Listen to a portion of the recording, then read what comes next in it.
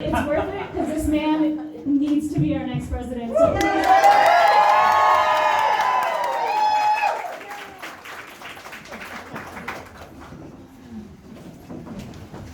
well, thank you for that. First of all, thanks for the support and encouragement. I see friends, Maritza, Bram Levy's here somewhere, David and Suze. These are all folks that when I was 27 running for statewide office, oh my goodness, Justin Mutter.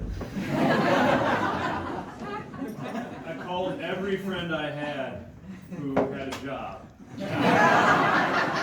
And some who didn't, desperate to cobble together just enough to propel a campaign that led to a resounding, and I mean resounding, crushing defeat.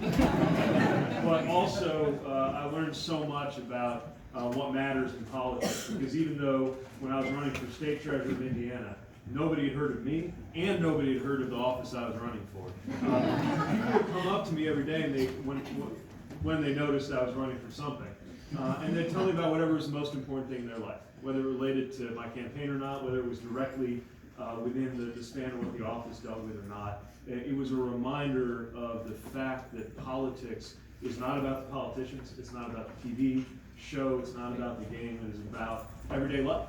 And the practice of politics at its best is the practice of making sure everyday life goes well for the people that we serve. I know there's a lot of public servants right here in the room. Mayor Stoney is here somewhere, my fellow mayor. And it's just everybody who is either in or very soon will be in the House of Delegates or the Senate.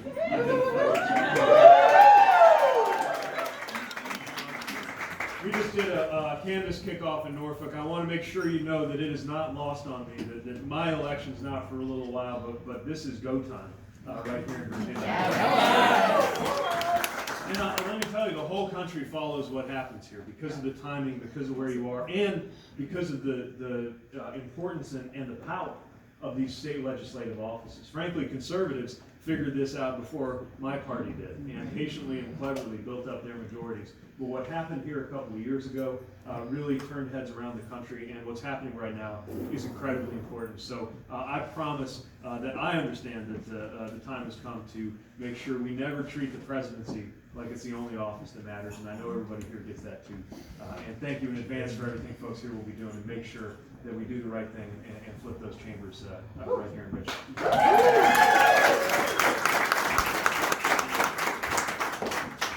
And last but certainly not least, thanks to Joe and Jim and Mr. Darcy for welcoming me. Mr. Darcy looks like he's not too sure about this yet, but and a wonderful host committee because we've been made to feel so welcome. Same is true the last time that we were here speaking at the gala and seeing how much energy there is in the state party. And it's a reminder that everybody is galvanized right now by what we have going on because we know how urgent it is. And yet, I also think that even now we might, in a way, be underreacting to the urgency of the moment that we're in. And what I mean by that is that we are rightly reacting to this presidency and acting in the knowledge that this republic cannot withstand another 4 years of what's going on right now. But I would also argue that there's more to it than that. There must be, because somebody like this doesn't get within cheating distance of the American presidency unless there's something more serious going on in our country. And I can tell you where I come from in the industrial Midwest and a lot of other places, some folks voted the way they did, not because they were under any illusions that they had a good guy running, but because they were ready to burn the house down in order to bring about change. We need to make sure we're speaking to that. We need to be speaking to the fact that right now in this country for half of Americans, if you start the clock the day I was born, while all of the economic growth and activity that has happened across the last 40 years is amazing, for half of Americans we barely saw our incomes budge at all.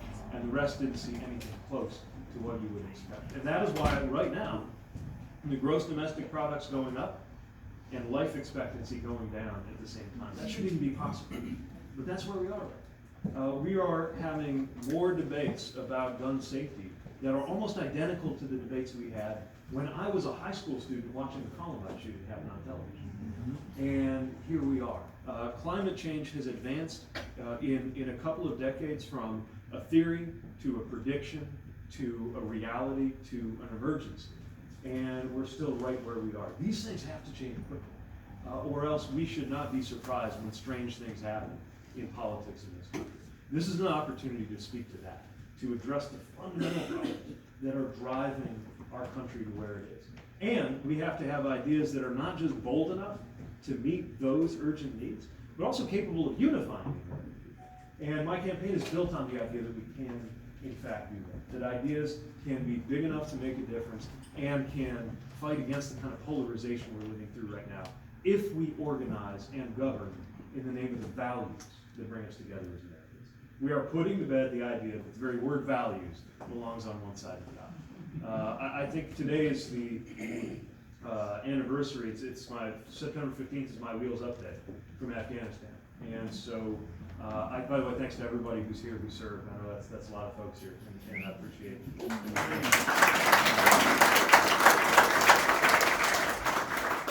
So it's a good time to remember that there's more to patriotism than a president literally hugging a flag. Telling folks who criticize him, especially women of color in Congress, that they ought to go back to where they came from. That real patriotism, in its best sense, means rallying around the idea of a flag belonging to all of us. That dissenting when your leadership does wrong is one of the best ways to demonstrate your loyalty to the republic for which it stands. And that we have an opportunity to come together around the true security needs of our time. That means facing what's actually causing our security problems in the 21st century, like the rising threat of white nationalist violence. We need to resist that, and that is a matter of national security. Like gun safety, and seeing to it that the Second Amendment can no longer be used or twisted into an excuse to do nothing when lives are on the line. If we want to deal with the real security challenges of our time, from gun violence to climate disruption, it's not going to work to rely on a 17th century security strategy like putting up a wall on the border. It's going to take a little more than that. And we have an opportunity to unite Americans around what has to be done. We have an opportunity to unite Americans around the value of democracy. Democracy not just as a system, but as a value. But we're not a democracy as long as dollars can outvote people in our system, as long as districts are being drawn and cut up so that politicians are picking out their voters instead of the other way around. I would argue, and just for the record, I don't just say this when I'm in this part of the country, I would argue that we're not a democracy as long as our fellow U.S. citizens in D.C. and Puerto Rico are being denied full political representation. I've even gone out on a limb and suggested that it would be fitting for a democracy to pick its leader by just counting up all the votes and giving it to the person. So let's honor that value and unite Americans around it.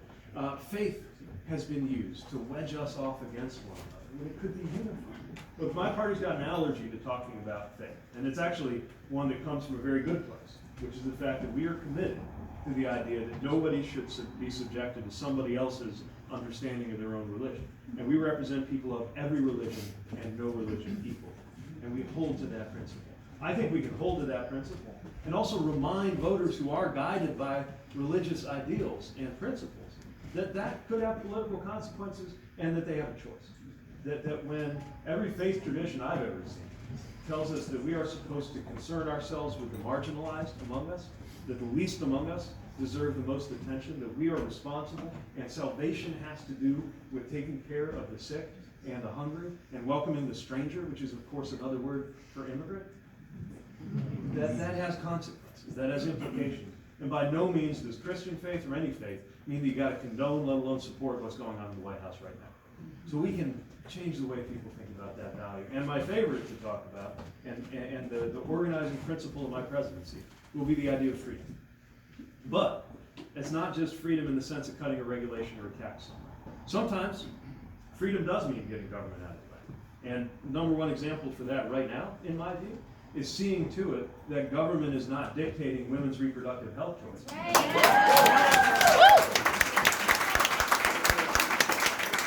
But other times, securing freedom means asking government to step up. Not necessarily how big or how small it is, but how good it is. That's why I'm proposing that we honor the fact that health care is a right. Recognize that you're not free if you don't have health care. The way I do it is we call it Medicare for all who want it. Creates an opportunity to participate in a version of Medicare, a public alternative that everybody can get on. But we're not going to order you to do it. If you like where you are, fine, because I want you to have that freedom too. It's just I'm pretty sure that the public alternative will be better, and if people like me are right, then that becomes the glide path to Medicare for all, without having Medicare for all who don't want it. So we can honor that principle and do the boldest thing that's been done to our system in half a century. We have to recognize that the means for freedom come about when we empower people, and we as a species invented government as a tool to do that. Freedom comes by way of education. That's why I'm going to appoint a Secretary of Education who actually believes in public education.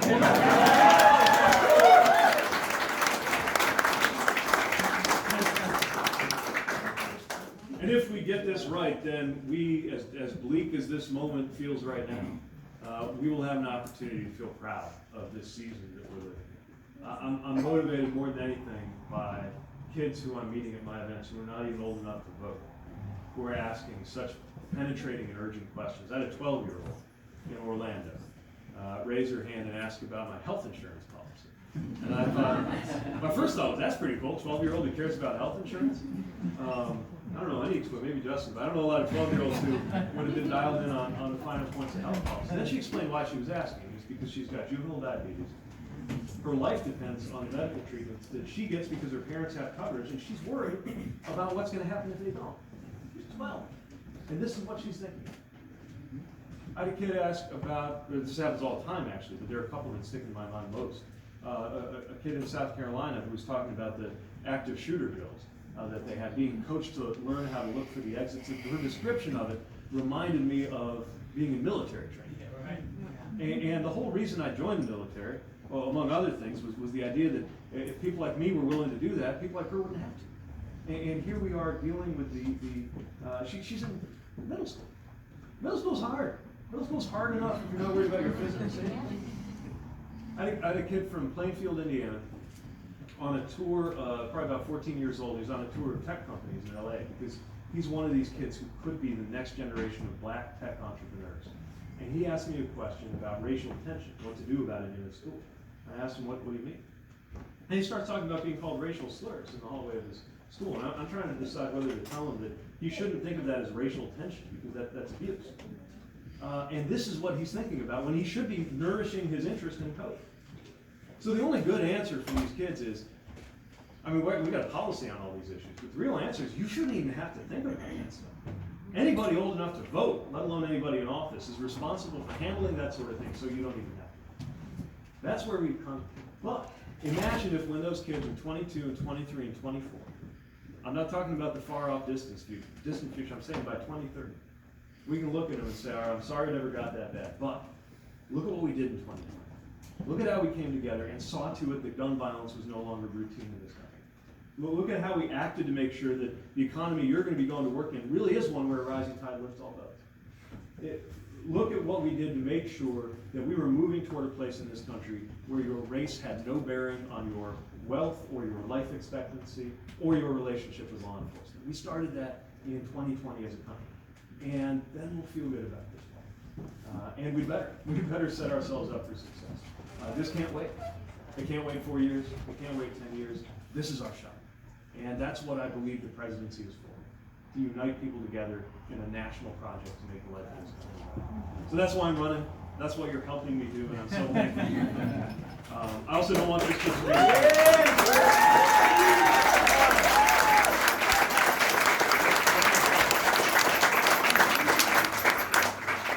So with that, let me end the monologue, and I'd love to have a conversation about whatever's on your mind. Yes, ma'am. I'd like to hear more about your ideas for expanding the Supreme Court and having justices cycle off of the Supreme Court. Yeah. And also on what day, how many days after January 20th you will help the Congress impeach Kavanaugh.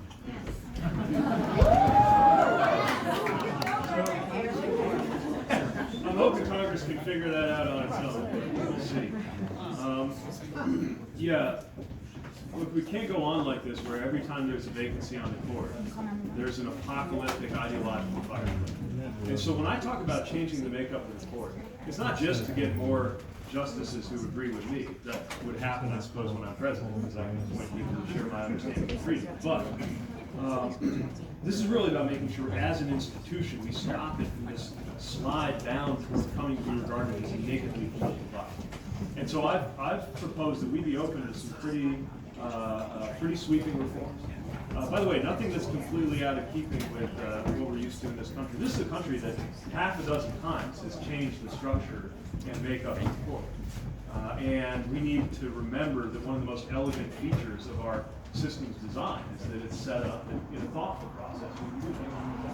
So one idea that's being floated in a forthcoming article in the Yale Law Journal has to do with having 15 members on the court, but 5 of them can only be seated if there's a unanimous agreement among the other 10. And it just changes the politicization. It gets you more of the Kennedys, the suitors, the justices who think for themselves. Other ideas have been proposed that deserve attention, from term limits to just rotating justices on and off the appellate bench. I'm not dogmatic about what to do. My point is we should undertake a search for structural reforms that will make the court better before it continues down this line, because we can't go on like this. And to those who say that's too radical, to reconsider the number of justices on the court, I would say not only has it changed many times in American history, but I would argue that the Senate changed it a couple of years ago. It changed the number of justices on the Supreme Court to 8. And then they changed it back when they took power. So let's be real about some of the changes we should be willing to entertain. And as part of a bigger question about being willing to undertake the structural reforms that ought to be done. By the way, I hope everybody here is tracking the opportunity for Virginia to ratify the ERA.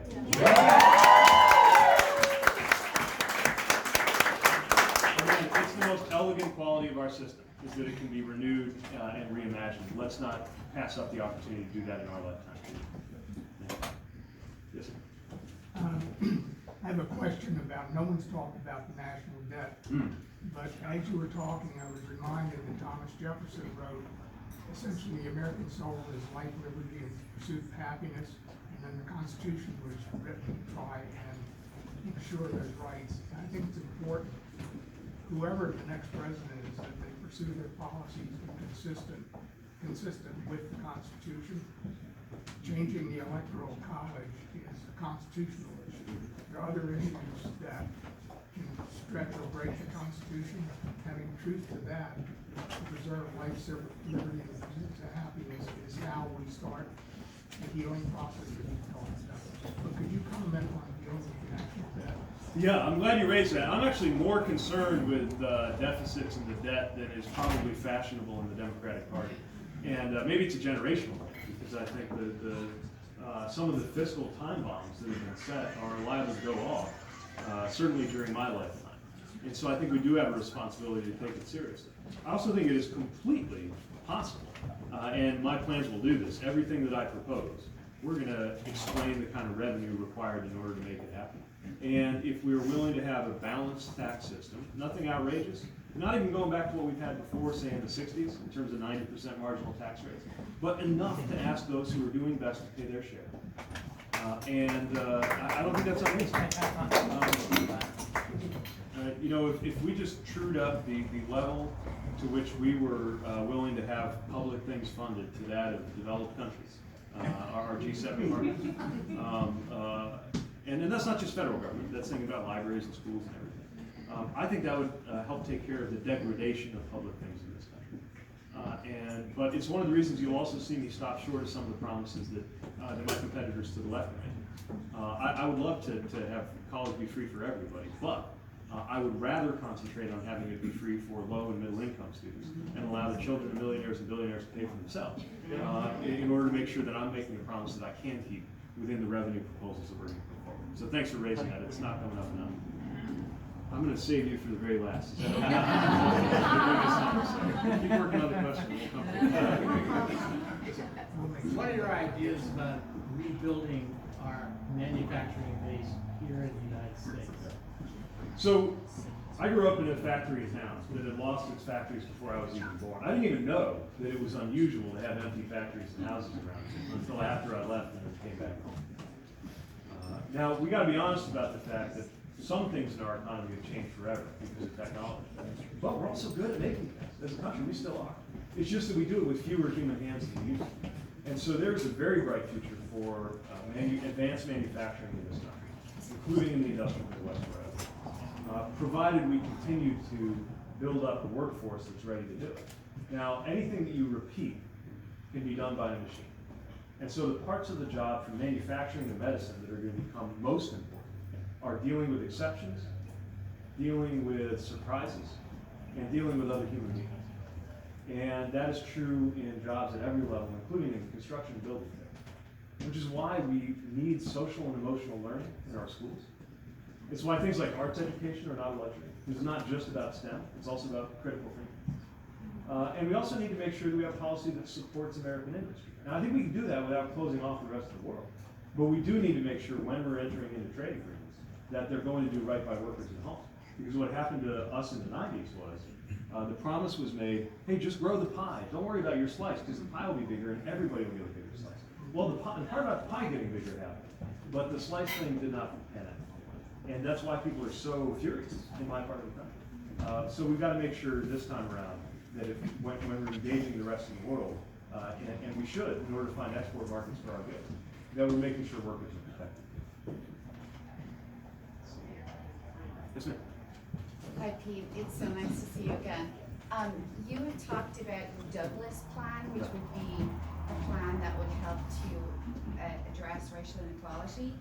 And I would love to know that when you become president, would you consider creating a cabinet position that would specifically address racial inequality and the problems that we have around race in this country? That's interesting. I hadn't thought about it in terms of kind of the org chart, but I think that deserves attention, because what we need is a systematic look at and systematic action on racial inequity in this country. We have learned the hard way that if you just take down the racist system and replace it with a regional one, inequality does not take care of itself. And so the Douglas plan is intended to be as ambitious and comprehensive as the Marshall Plan that rebuilt Europe. But this time we're investing right here at home. It is an agenda for Black America that looks at every interconnected dimension of American life, where we're living in two different countries right now. There's a lot on criminal justice reform. We need to cut incarceration by 50%. But I also think we need to make sure we are not reducing the Black experience in America to encounters with criminal justice. That's why we've got a lot on entrepreneurship too. Part of how we build up the Black middle class is for the federal government to make sure taxpayer dollars are going to businesses owned by people who have historically experienced discrimination. That's why I've proposed a 25% target and investments in HBCUs that help create the professional class that we're going to need tomorrow. And if we're going to do that, we can't ignore the way that education and economic empowerment interacts with things like health and housing. In our city, we got neighborhoods with lead poisoning higher than it is in Flint. It's not because of the water. I'm in charge of the water. I promise it's fantastic. It's because of the houses. It's lead paint in the houses. And the older housing stock is, not coincidentally, where a lot of Black families were redlined into. And then you got some areas where the very areas people were redlined into, they're now being gentrified out of. Which is why the Douglas Plan calls for a 21st century version of the Homestead Act that supports people staying in their own neighborhoods and thriving. All of these things. So I'll take that for consideration. I think it's a really interesting point. At the same time, I want to make sure we don't do anything that makes it sound like this is a specialty policy, because the president also needs to accept personal responsibility for this. And this needs to be an issue across the entire United States government. Thank you. Two more. All right. This is almost a follow-up to that. The class structure in this country rests largely on the fact that we segregate poverty in a limited number of local jurisdictions. There's a lot of talk in this election campaign about the fact that the suburban vote is going to be pivotal, and it probably will. The people who live in the suburbs, I suspect, may be reluctant to do anything about the way we segregate poverty in the inner city and other places. What can a president do about that? Well, frankly, I think a president needs to talk to, it's a great question, because the president needs to talk to white America about systemic racism. And not everybody's ready to hear it. I've encountered that the hard way sometimes. But we have to find a way to break the idea that it is going to make you worse off in the suburbs for us to be an integrated country. First of all, a lot of this segregation didn't just happen. There's a book called The Color of Law, which is a master study on this. It was many times created, introduced even by policy, within living memory. And yet there's so much evidence that the entire country is worse off while these inequalities persist. Of course, those who suffer most are those who are discriminated against directly, but it also drags down the entirety of the American project. After all, the one thing that came closest to actually ending the American project, the Civil War, was a function of white supremacy. And so we need to make sure there's an understanding that everybody has a stake in this. And this goes to the broader sense of belonging that I'm trying to build in this country and in this campaign, that refuses to accept a political narrative driven by this president, but not limited to this president, that makes us think we got to choose. They got us thinking you can either support a black single mother of three, or you can identify with a displaced auto worker. And where I come from, a lot of times displaced auto worker is a black single mother. Right? We can build a different understanding of the dependence that we have on one another's well-being. When right now people are being wedged off against each other, according to race, class, immigration status, gender, literally every way they could think of to carve us up, they are. And I think that for all the specific policy maneuvers I think need to get done, the most important function of the presidency is the one that isn't written down. And it is about calling Americans to their highest values and establishing an understanding of what it means to belong in this country and making that as wide a circle as humanly possible. If we can get that right, if we can address the crisis of belonging in this country, then a lot of the policy challenges start to come in, and it is just as important as the specific initiatives that we're putting forward. All right. We have the last word. Okay, so I have a question. So how do you plan to stop gun violence in schools? And also, how can someone like me who can't vote yet, how can we help you get elected?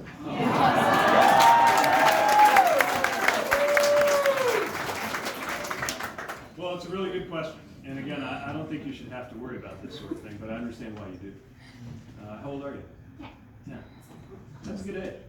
Do you think it's fun being 10? Yeah, I think so. You should be able to concentrate on being 10. And what I want to do about that is a number of steps to make sure guns don't get into the wrong hands. That means checking the backgrounds if anybody wants to buy a gun. That means laws that make sure if somebody is dangerous, they can't get a gun, including if they have a history of hurting people in their own families. It means making sure that the kinds of weapons that I had to work with when I was in the military can't be sold here in the United States, because they don't belong anywhere near your school.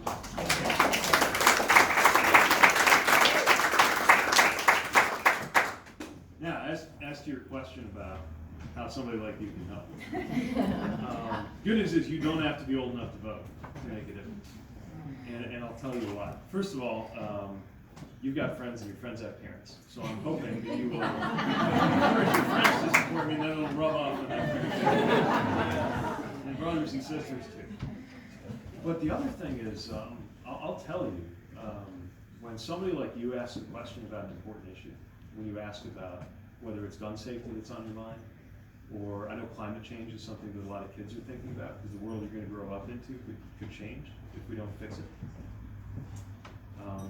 You should know that whenever you ask an important question to a grown-up, a little voice is inside that grown-up's heart or mind, and it's saying, don't let this child down.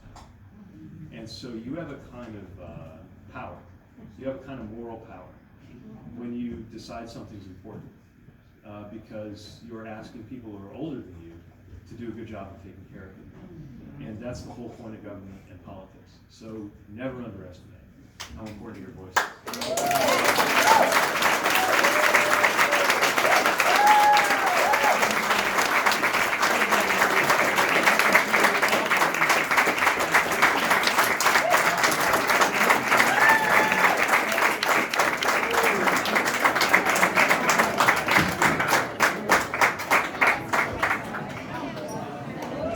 My goodness.